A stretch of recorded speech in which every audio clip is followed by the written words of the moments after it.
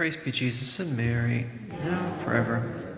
Today we're just continuing our series on Franciscan spirituality and the fruits of embracing this spiritual path, specifically that of simplicity.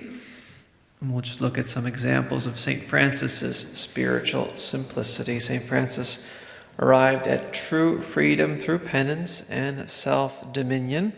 He arrived at holy, pure simplicity by renouncing every form of empty science and human diplomacy.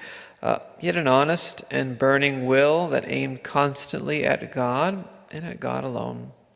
His motto was to be transparent, to not appear differently on the outside from what he really was on the inside.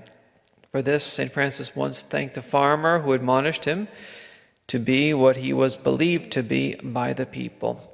Moved by this urgency, which in him was very strong, Francis accused himself before everyone of having eaten tasty foods seasoned with lard during the season of Lent. He accepted wearing the skin of a wolf, which the guardian gave to him, so that he would appear outwardly what he judged himself to be inwardly, a wolf, as he would say. Publicly, Francis confessed to having had the feeling of vainglory in giving his mantle to a poor woman. He wanted everyone to know that he had once eaten chicken, at least. It was considered a luxury at that time when he was eating it. He revealed to Friar Bernard the negative judgment made about himself and wanted to be punished severely for it. Brother Blessed Thomas of Celano, his biographer, writes of St. Francis, he says, "O coherence of maxims and of life, the same inside as outside, the same to an inferior as to a prelate.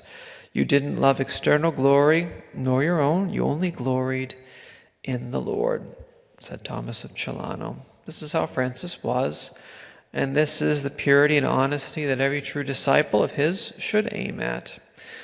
Things like superstructures or superficial etiquette and politeness, speaking and acting in ways that aim at ulterior motives, hidden maneuvers to arrive at your desired outcome, elaborate discourses which invite multiple interpretations or multiple precautions to avoid criticisms. All these things are unfamiliar behavior for an authentic Franciscan.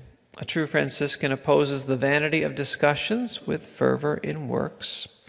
They oppose pretending to be a teacher of others by word with the compelling force of their example.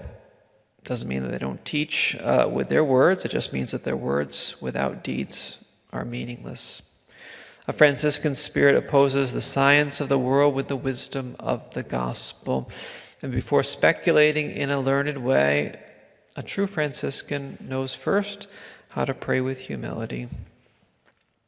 In the world which is full of shrewd and tortuous diplomacies, the Franciscan spirit goes forward principally armed with the truth, with the yes, yes, and no, no of the gospel, Matthew 5:37. It doesn't mean that diplomacy is bad or that we don't need to worry about being prudent in our words and our actions. It doesn't mean that we see everything in a black and white perspective, which is usually overly simplistic. It just means that we don't employ a cunning and ambitious spirit, a worldly wise spirit in our undertakings.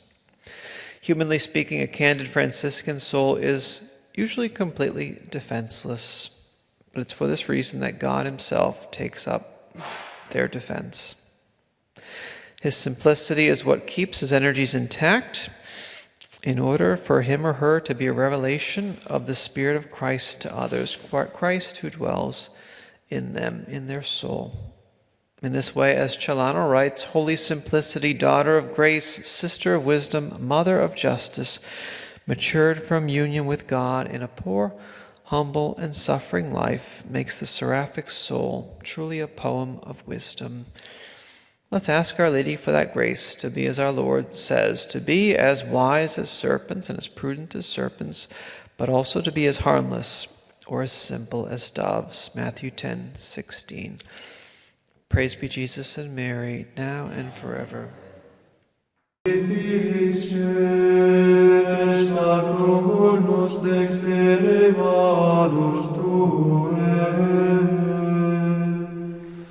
Miserere